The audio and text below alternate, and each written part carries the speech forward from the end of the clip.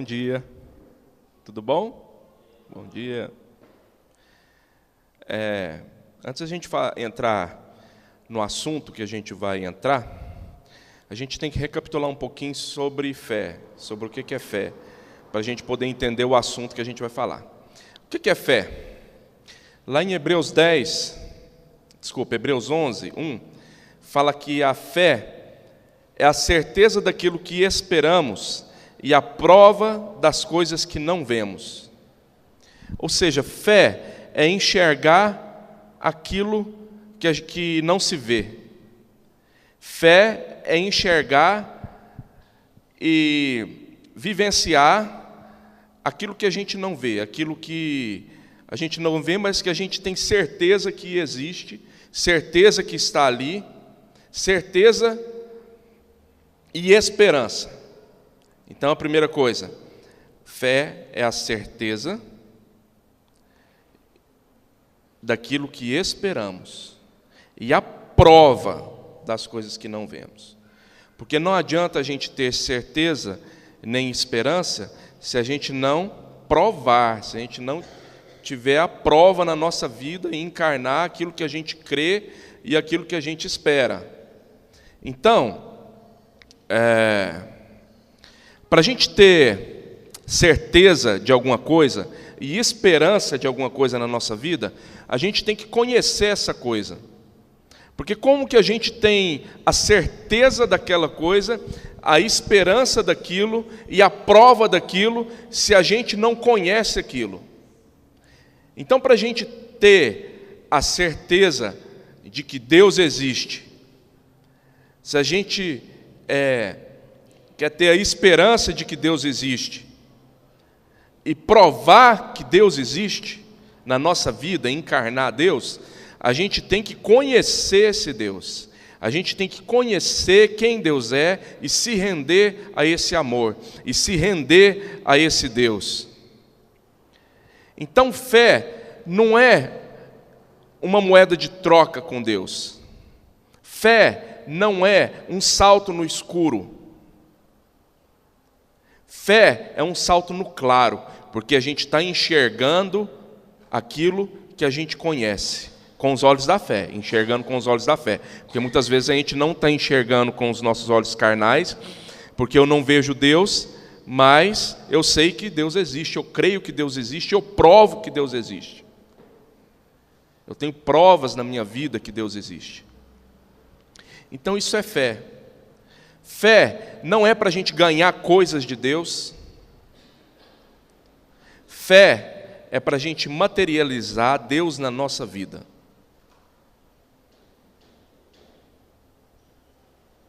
Fé é para a gente materializar o reino de Deus na nossa vida. E não para a gente ganhar coisas de Deus. Muitas vezes a gente tem usado a fé para ganhar coisas de Deus. A gente tem usado a fé como moeda de troca com Deus. E isso não faz sentido. Isso não faz sentido nenhum.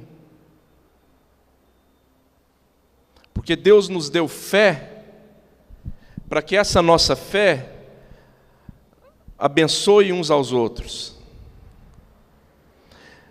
Para que essa nossa fé encarne o Evangelho na minha vida. E, por consequência, eu vou ser abençoado. Mas muitas vezes bênção para Deus não quer dizer bênção que esse mundo apregou hoje em dia. Bom, vamos continuar. Então, lá no versículo 6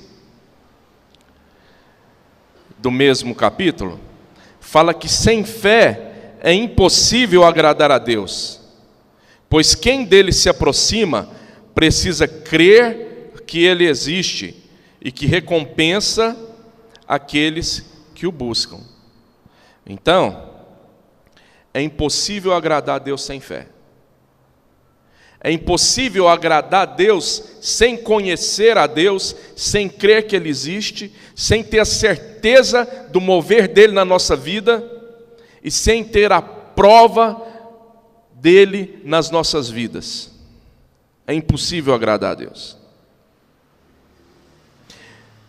Porque quem se aproxima de Deus precisa crer que Deus existe. Quem se aproxima de Deus precisa acreditar em Deus. E eu só acredito em Deus, eu só creio em Deus se eu conhecer a Deus. Então a minha fé está relacionada mais com conhecimento de Deus do que com confiança em Deus, porque eu só confio naquilo que eu acredito. Fé não é só crença, fé não é só acreditar, mas fé é vivenciar, é encarnar.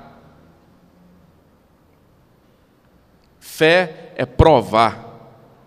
E Deus recompensa aqueles que buscam Ele. Amém? Então essa é a introdução. Agora a gente já tem um entendimento do que é fé, certo? E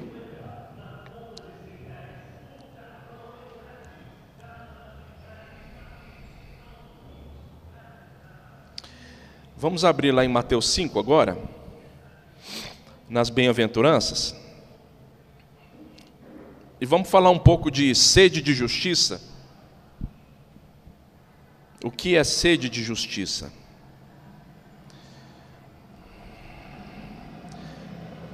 Deixa eu abrir aqui na minha Bíblia. Com Bíblia de papel é mais fácil, porque a gente põe as marcações assim e já abre.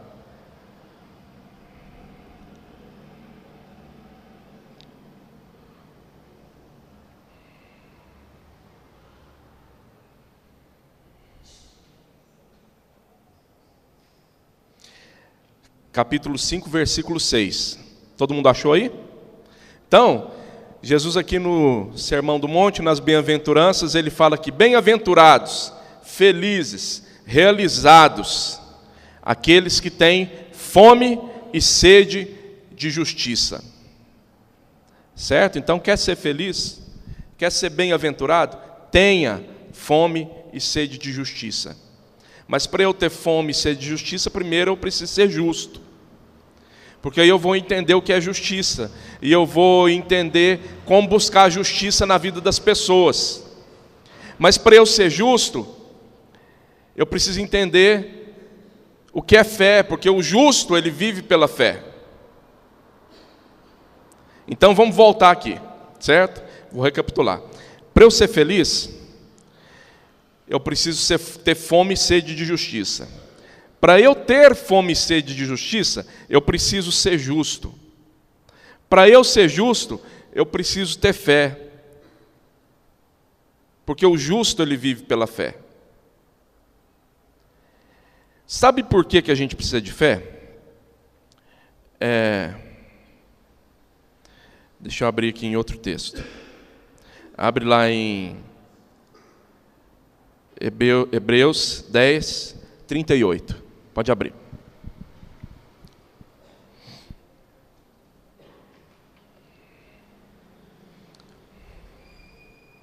Hoje a gente vai ler alguns textos aqui no começo, depois a gente para. É só para dar uma base naquilo que a gente vai falar, tá bom? Hebreus 10, 38. Hebreus 10, 38. Isso. Mas o justo viverá pela fé, e se retroceder, eu não me agradarei dele. Então a gente falou aqui do justo, que vive pela fé, e é o justo que agrada a Deus. Esse não retrocede, é aquele que vai em frente, que olha para Deus e continua indo, que não para, ele não retrocede. Ele vai para o alvo que ele conhece, que é Deus. Então, voltando aqui, saindo do texto um pouco, e voltando lá para Mateus 5, aí eu vou perguntar aqui um negócio. Bem-aventurados que têm fome e sede de justiça, certo? Qual justiça? Estamos falando um pouco de justiça esse mês. Qual justiça? O que é justiça? A justiça, ela é baseada em quê? A justiça que a gente busca na nossa vida e na vida das pessoas, ela tem que ser baseada em quê? Quais são os parâmetros de justiça que a gente tem que buscar?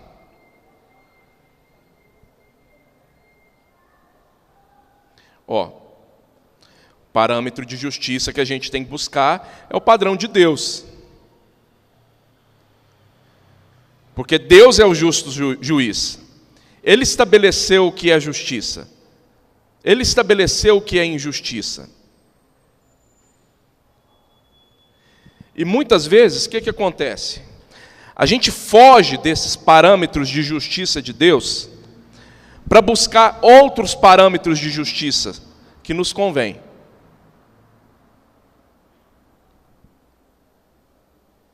Muitas vezes a gente tem buscado os parâmetros de justiça baseado em crença,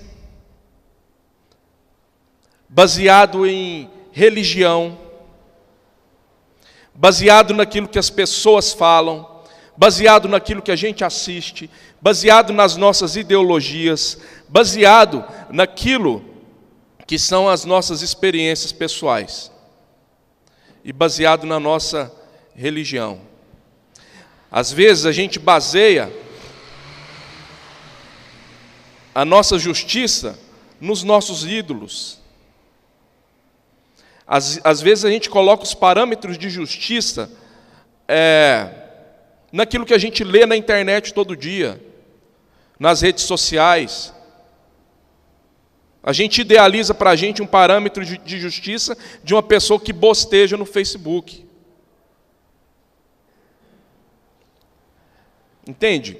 Mas o parâmetro de justiça que a gente tem que buscar é o parâmetro de Deus. E a gente só consegue entender qual é essa justiça se a gente buscar a Deus e se a gente conhecer a Deus. Que aí a gente vai ter a capacidade de julgar o que é justo e o que não é justo. Quando a gente conhece a Deus, quando a gente lê a Bíblia, quando a gente ora, quando a gente se relaciona uns com os outros. Então a pergunta, quem são os nossos ídolos? Baseado em que a gente está firmando a nossa justiça? Baseado em que a gente está construindo a nossa justiça? De que fonte que a gente está bebendo? Como que a gente tem construído a nossa justiça própria? Muitas vezes a gente pega Jesus, pega Cristo e tenta fazer ele caber na nossa crença.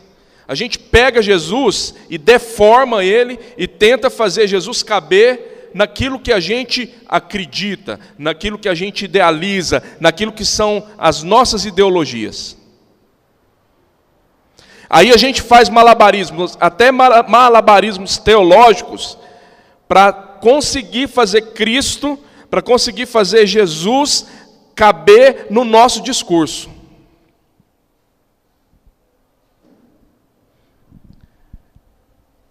Que nos convém. Porque o nosso discurso, como humanos, como homens, sempre nos convém. Aí a gente pega Jesus, que não tem jeito de pegar nem deformar ele, e deforma, e cria um discurso que nos convém. E fala que esse discurso é justo. E fala que esse discurso vem de Deus, é de Cristo. A gente acaba, por fim, criando um Deus que nos convém. A gente acaba, por fim, criando um Cristo que nos convém. Porque a gente cria os nossos próprios parâmetros de justiça, parâmetros de missão, parâmetros de evangelho, parâmetros de vida de igreja, parâmetros de vida com Deus. A gente constrói aquilo que nos convém. Infelizmente, se depender do ser humano, se depender de alguma coisa começar na gente, vai terminar em nada. Tudo que começa no homem, na vontade do homem, na crença do homem, na idealização do homem, ela termina em pecado. Porque é impossível agradar a Deus sem fé. A gente só consegue colocar os parâmetros corretos na nossa vida se esses parâmetros vierem de Deus e se forem baseados em fé. Vamos pensar aqui, temos alguns exemplos aqui, ó. Pedro, vamos pensar em Pedro? Qual que era o parâmetro de justiça para Pedro? Vamos pensar no que Israel estava passando naquela época de Pedro com Jesus.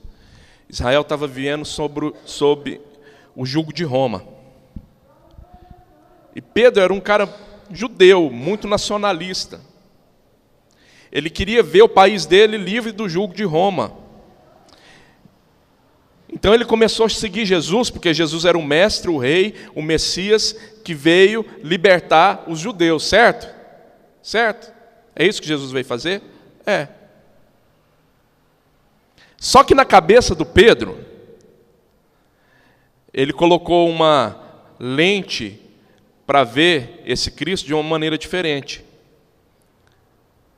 Porque Pedro achava que Jesus ia tomar tudo isso na força da espada. Só que o reino de Deus é paz, justiça e alegria. O Pedro, quando Jesus falou para ele, ó Pedro,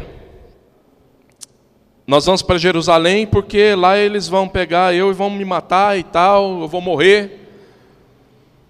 Aí Pedro falou, que isso Jesus, você está doido? Não, isso não vai acontecer não, para, não.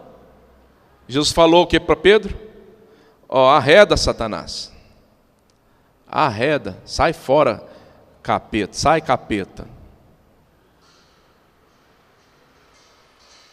Porque Pedro estava com um parâmetro de justiça distorcido, estava com um parâmetro de missão distorcido.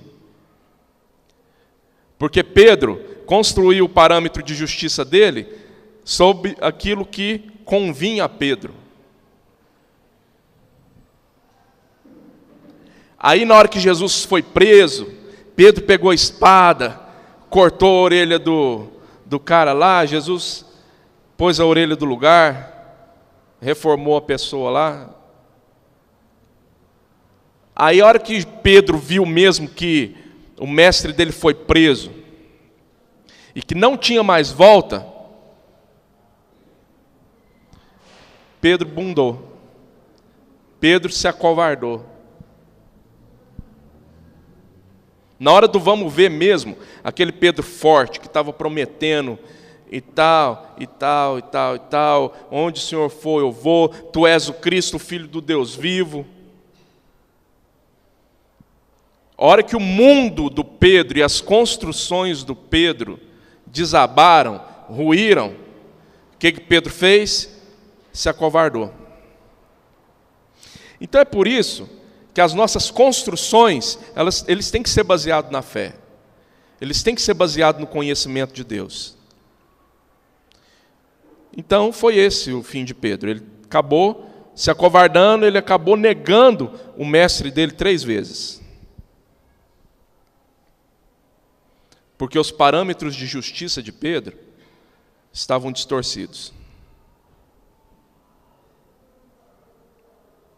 Bom, depois a história termina feliz. Pedro converte. Pedro faz uma pregação que converte um punhado de gente. E Pedro vira o apóstolo mesmo. Só que Pedro não tinha bola de cristal. Pedro não tinha spoilers na vida dele. Então Pedro não sabia o que ia acontecer dali em diante, depois que Jesus fosse morto. Pedro nem sabia que algum dia ele ia entender realmente o que Jesus queria.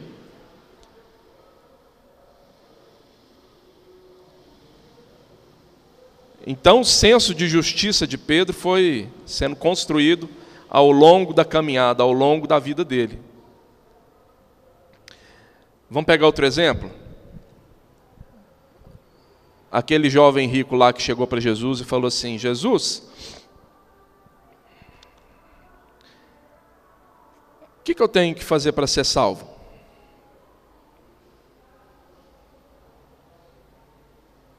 Eu guardo toda a lei. Sabia, Jesus? Eu não minto, não mato,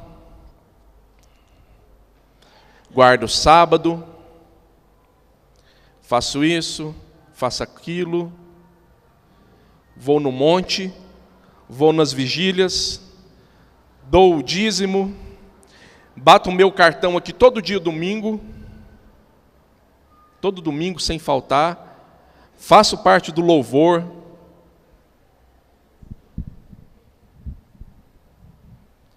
prego na igreja,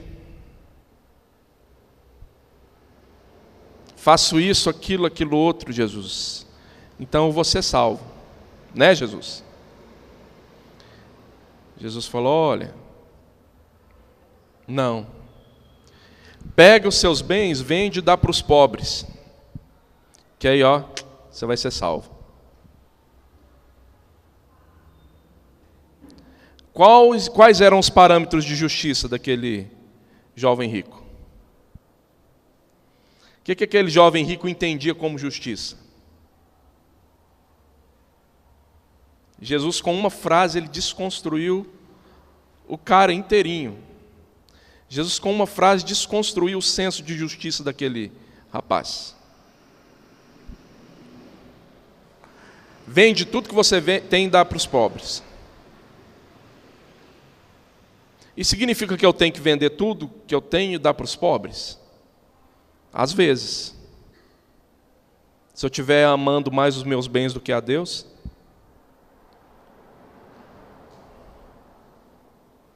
Entendeu?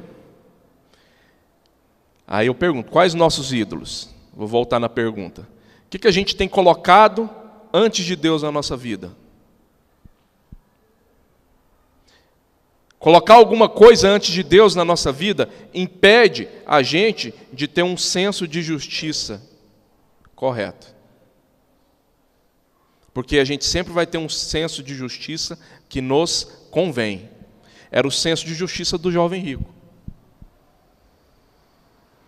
Vou cumprir a cartilha aqui certinho, vou guardar os 10 mandamentos. Mas eu não adianto guardar os 10 mandamentos certinho e obedecer a Deus certinho, se eu erro no primeiro mandamento, que é ele colocou outros deuses diante de Deus. O Deus daquele jovem eram as riquezas.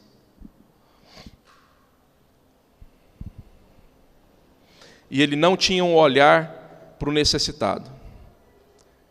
Ele não tinha um olhar para aquelas pessoas que precisavam. Ele vivia a vida dele para ele mesmo. Ele vivia a vida dele para o umbigo dele. Ele fazia as coisas corretas na vida dele para ele ser salvo.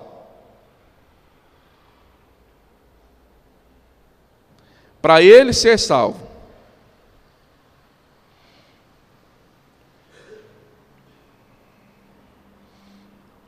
E salvação é um negócio que a gente não precisa fazer nada na nossa vida para acrescentar salvação em nós. Porque toda a obra de salvação foi feita por Cristo na cruz. E agora que a gente tem um entendimento de quem Cristo é e o que Ele fez por nós, aí a gente vai viver uma vida correta. A gente não vai cumprir regras para alcançar o céu.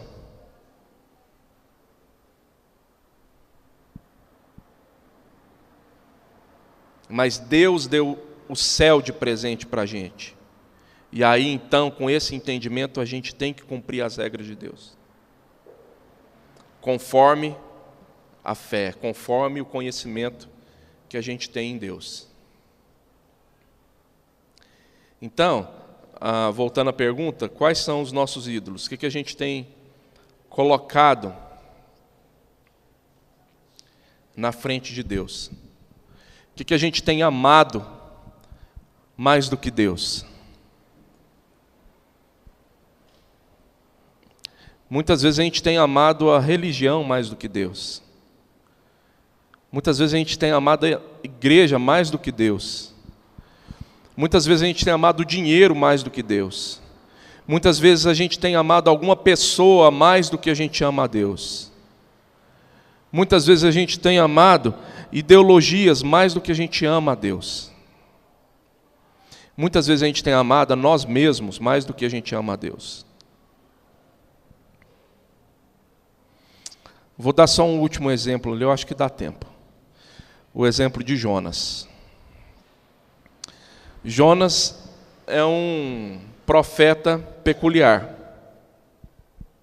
Porque Jonas, ele tinha fé. Ele conhecia a Deus. Ele sabia quem Deus era. Ele sabia o que Deus era capaz de fazer.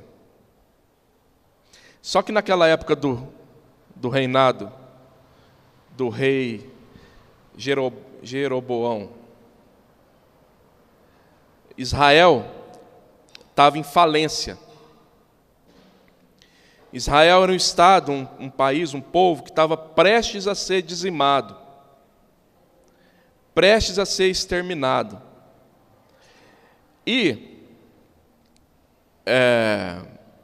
os piores inimigos de Israel naquela época eram os assírios, que invadiam, que saqueavam, e eles eram muito cruéis nas guerras, nas invasões, em tudo que eles faziam contra os povos inimigos. Muito cruéis. E o Deus deles era um Deus pagão, era outro Deus. E a capital da Assíria era Nínive. E Jonas se levantou aí nesse contexto como um profeta. Então o que Jonas era? Jonas era um profeta ultranacionalista, que queria cuidar do seu povo, que queria que o seu povo desse certo, que queria que Deus dizimasse todos os inimigos de Israel. E Deus se levanta ali, aparece para Jonas e fala: Jonas, vai lá para Nínive e vai pregar para os ninivitas, para eles se converterem. Jonas falou: eu não vou de jeito nenhum, mas eu não vou nem amarrado. Por quê? Eu detesto aquele povo. Aquele povo é inimigo do povo do meu país, do meu povo. E se eu pregar para eles, eu sei que eles vão se converter. Se Deus está mandando eu ir pregar para os ninivitas, é porque eu sei que Deus vai fazer os ninivitas amar a Deus. Eu não quero isso, eu quero que eles queimem no mármore do inferno. Eu não quero que eles se convertam, porque eles não merecem ter o relacionamento com Deus que o meu povo tem. Então, por isso eu não vou lá pregar. Aí Jonas fugiu.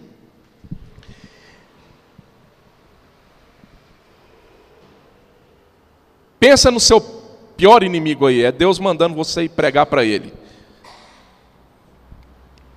Para ele se converter e morar na casa celestial ao lado da sua, lá no céu.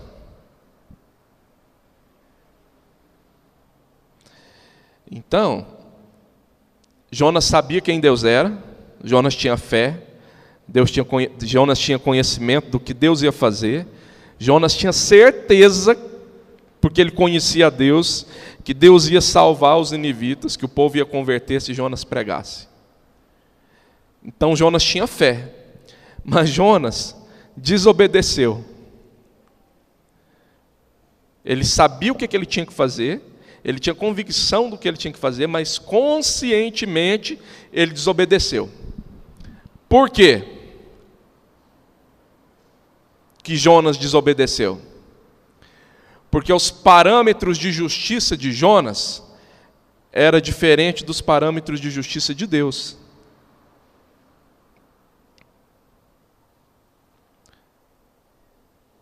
Justiça para Deus era se reconciliar com os ninivitas. Justiça para Jonas era que os ninivitas se explodissem, como Sodoma e Gomorra. Que caísse um meteoro do céu e acabasse com tudo aquilo lá. Aí vocês sabem o fim da história. Eu não vou nem amarrado. Aí Deus amarrou ele na boca de um peixe, vomitou. O peixe vomitou ele lá perto de Nínive. Aí Jonas entendeu. Jonas falou, não vai ter jeito. Não tem jeito de eu fugir de Deus. Pregou, fez a pregação mais mal feita da história.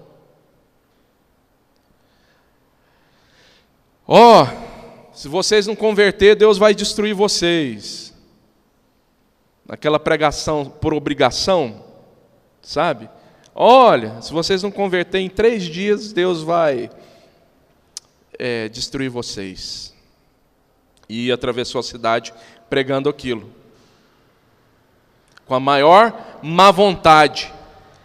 Na esperança do povo não crer na pregação dele. Mas ele sabia que o povo ia crer. Aí ele subiu no monte para ver a cidade de longe. Emburrado. Deus fez crescer uma planta na cabeça dele para tampar ele do sol. E ele, observando a cidade de longe, esperando que Deus destruísse a cidade, esperando que o povo não se convertesse. E aí ele viu que Deus não destruiu a cidade. Ele viu que o povo converteu. O que Jonas fez? Emburrou com Deus. E sim, quando Deus não faz o que a gente quer, a gente emburra com Deus.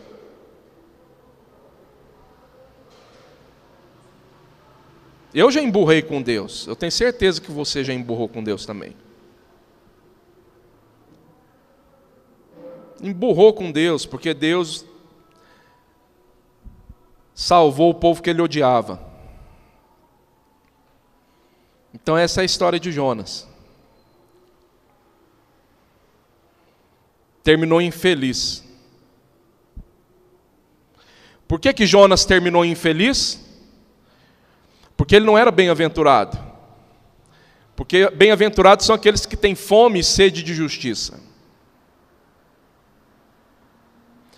E essa justiça tem que ser igual à justiça de Deus. Essa fome e sede de justiça tem que ser de acordo com a justiça que Deus determinou. Senão,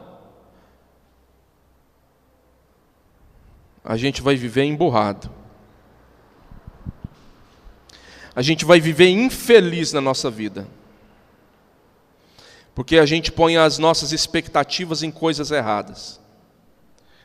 Porque a gente coloca as nossas expectativas totalmente diferente daquilo que Deus determinou para a gente.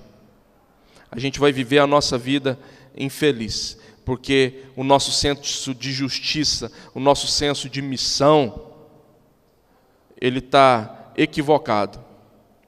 Ele está errado, ele está distorcido. Ele não está segundo os padrões que Deus determinou. E a gente só vai ter essa bem-aventurança na nossa vida, essa felicidade, quando a gente colocar os nossos parâmetros alinhados com os parâmetros de Deus. Quando a fome e a sede de justiça da nossa vida foi igual à fome e à sede de justiça de Deus.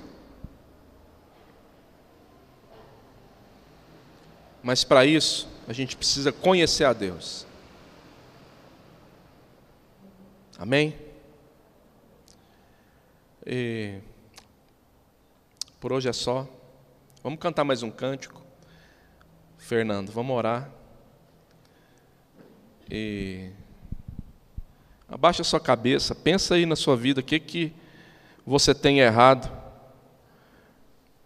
Por que a gente anda tão infeliz, tão frustrado, tão amargurado?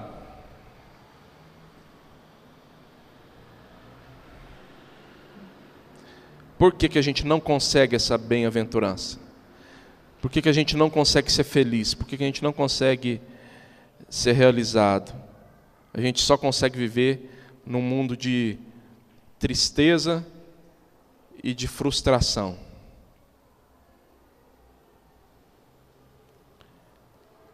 É porque aquilo que a gente enxerga como justiça não é justiça.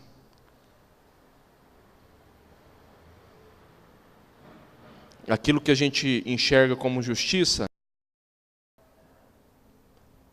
é buscando nossos interesses. E não os interesses de Deus, e não os interesses das pessoas. Muitas vezes o nosso Deus